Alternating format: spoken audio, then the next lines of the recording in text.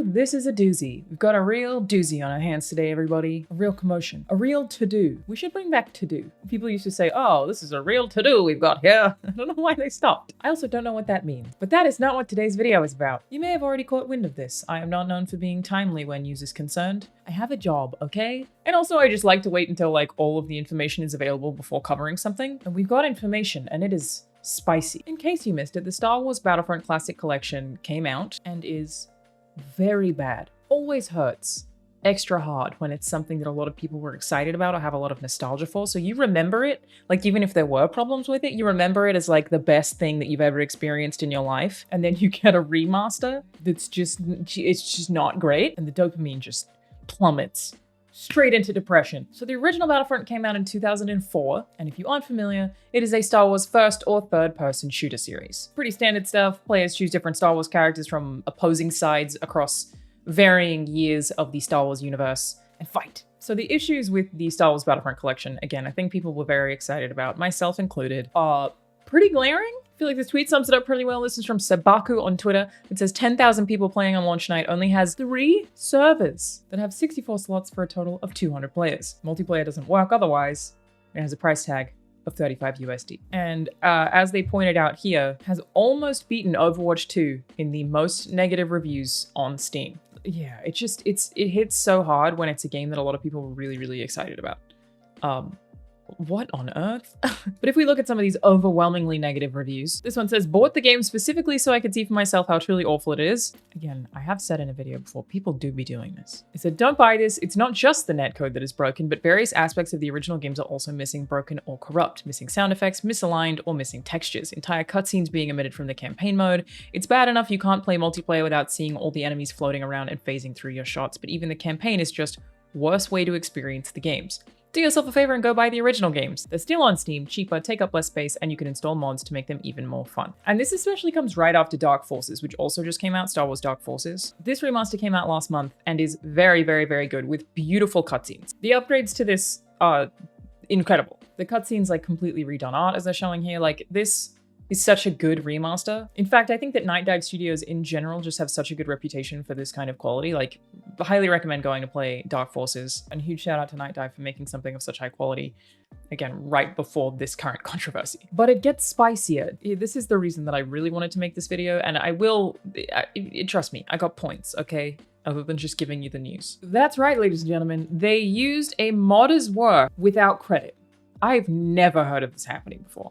It probably has at some point, but it's the first time I've heard of it, and I am like so shocked that anybody would do this. Obviously wouldn't be telling you about it if it weren't like 100% happening. This is from Eurogamer and says, a modder who believes their uncredited work was included in Star Wars Battlefront Classic Collection says the whole experience has been a gut punch. Although developer Aspire had insisted that the collection does not include any code or content that is taken from uncredited sources, modder I Am a Shaman found their mod had not only been included in the collection's debut trailer, something Aspire said was done mistakenly, but also in the final game too. How do you accidentally include modded content in a trailer in the first place?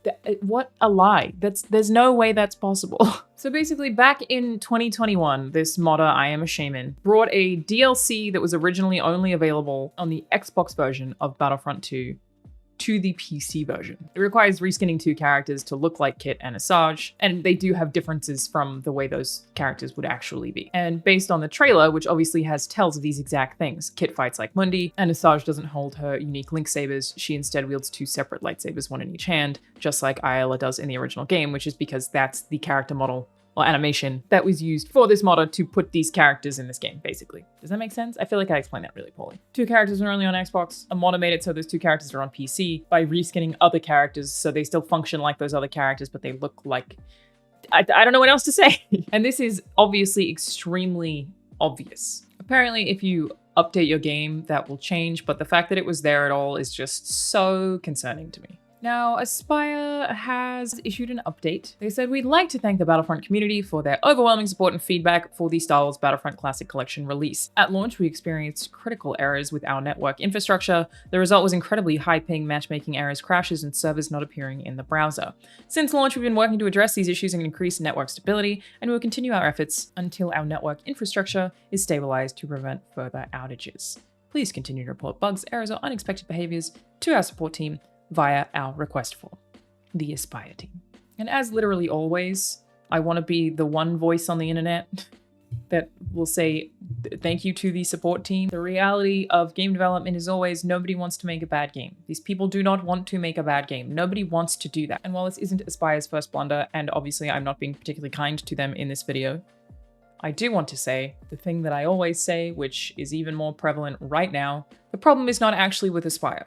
Do I think using the uncredited mod is unexcusable and disgusting? Yes, I think that is like absolutely reprehensible garbage. Like literally, they even have the same bugs that this modder knows their mod has. I'm pretty sure that this modder has grounds for legal recourse here. Like, this is genuinely a disgusting and inexcusable thing to do. Again, I've never seen this happen before. I'm sure it has at some point, but I'm like so disturbed by doing this to a modder. Like I really hope whoever is responsible for doing this is fired 10,000 times over and never allowed to work in the games industry again. Like, this is disgusting.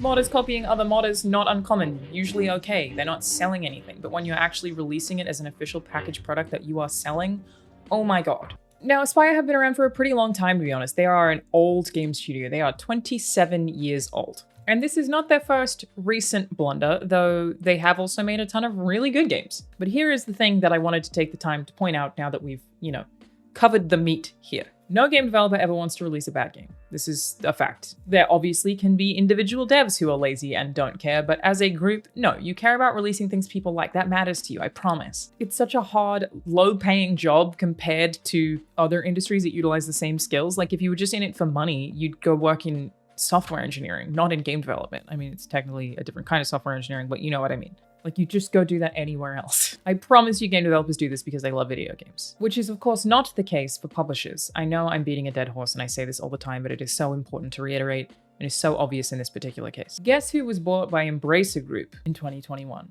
Aspire. Now owned by Embracer Group. They were technically Saber Interactive from 2021 to 2024 and are now just Embracer, but they were still owned by Embracer when they were under Saber. So since 2021, they have been owned by publisher Embracer Group. Embracer Group used to be Nordic Games, who were pretty cool for a while. Then they became THQ Nordic and then became Embracer and committed this rapid expansion. Here, from 2019, they basically just went all out with acquisitions. They even bought Crystal Dynamics, you will remember, Eidos Montreal, Square Enix Montreal, and currently own Tomb Raider, Deus Ex, Thief, and Legacy of Kain, which is the worst part about all of this.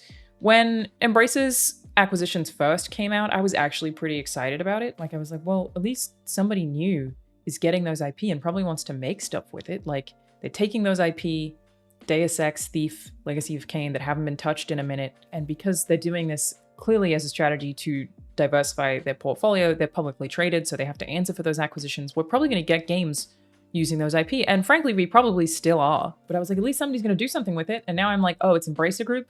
Shit. They also own Limited Run, Middle-earth Enterprises, which owns media rights for Lord of the Rings and The Hobbit, which is just nuts. Hasn't been going out super well for them, though. They have had some pretty beefy investment deals from different investing companies, $1 billion in 2022, $2 billion in 2023, though that one actually failed to materialize. That's interesting. And after that happened in 2022, their shares fell by 40%. As a result of those shares falling by 40%, they have contributed to the layoffs pretty dramatically. So this is the landscape that this game was released in.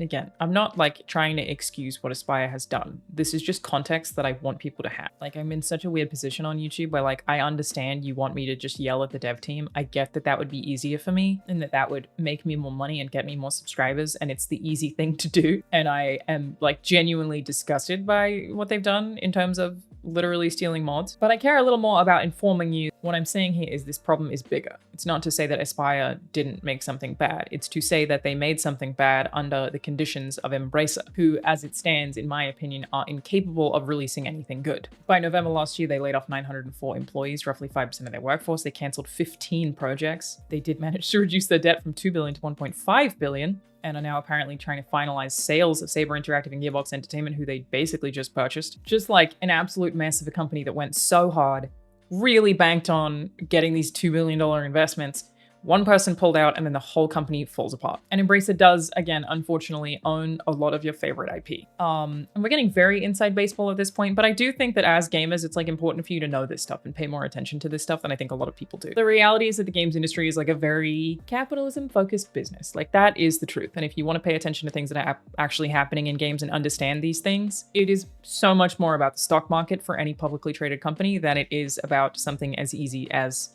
game devs lazy, I promise you. So their stocks are up. They're actually currently, even though this game has just come out under Embracer, at a year high. They are doing well in the face of this doing badly because it doesn't matter. And this is the thing that I try to tell gamers all the time too. They announced that they were divesting some of their assets from Saber Interactive, who they purchased, to a company called Beacon. And people were like worried about what they call overhang on the stock market, which is very boring. But basically the short of this is that investors were worried that as a result of these divesting assets, that company co-founders would sell off some of their shares, and they promised not to. That's literally what all of this fucking hinges on. That's literally what the whole games industry hinges on. Do you understand what I'm trying to tell you? Because assets from Saber Interactive are going to Beacon. The market was worried that this guy, Matthew Koch, who owns Beacon Interactive, would sell some of his Embracer shares as a result of getting those new assets, and he said, I won't. That's literally all that happened. The games coming out don't matter. The quality of the games does not matter. It doesn't fucking matter. This is up right now at a year high because one guy said, no, don't worry about it. I'm not going to sell those shares. The stockholders who control the whole games industry really were like, listen, man, I'm just really worried that because you're buying this stuff from Embracer that you're going to sell your Embracer shares. And the guy said, I'm not going to do that. Don't worry about it. And they were like, cool. Do you understand what I'm saying? You can scream and shout as long as you want about bad quality video games, and it unfortunately does not matter. What matters is the stock market. Your words on Twitter, your YouTube videos, your Reddit posts don't matter. None of it matters. It does for companies that are not publicly traded. Baldur's Gate 3, not made under a publicly traded company. Huge shout out to them. But for studios, publishers that are publicly traded, in a lot of cases, as we're seeing with Embracer somewhat consistently, the quality does not matter to them. Some guy saying, no, don't worry, I'm not going to sell my shares, is what matters. That is the reality of the video game industry, unfortunately. You as gamers are not the actual customer for a lot of these video games. The shareholders are. You are a consumer of the product that they make, but you are not the customer. You are not the person that they are trying to appeal to. They don't care what you have to say. The PR, marketing, and community management teams totally do. Like, there are people who are still employed to do that. But in the grand scheme of things, from the people who own these companies, they do not care about Battlefront Legacy Collection, shipping with bugs, or stealing a mod. They don't give a shit. The stock market actually said, great job this week, guys, killing it. Frankly, the game probably sold pretty well. I don't know what the sales data is, but it probably sold pretty well, and that's all they care about. The quality of the video games that you buy ultimately comes down to some guy saying, I'm not gonna sell my shares, y'all. And I always talk about like having this like ideal world that I know does not and will never exist, where gamers start investing in the stock market and only put money into things that they like. But I'm so sure that people would very, very, very quickly just fall for the same money-making scheme, right?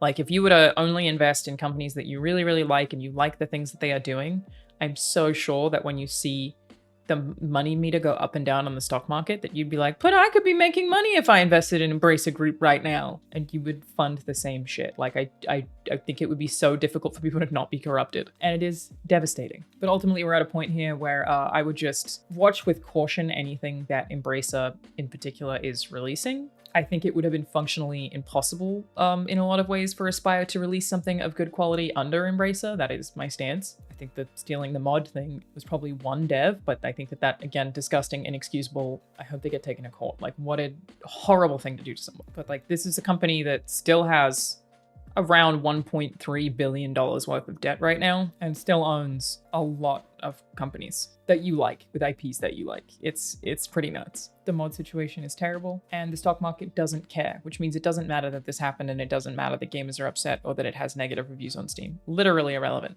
The games industry in a lot of ways is not really about gamers. It's about shareholders. I wish I had something positive to leave you on, but I hate this. Thanks, bye!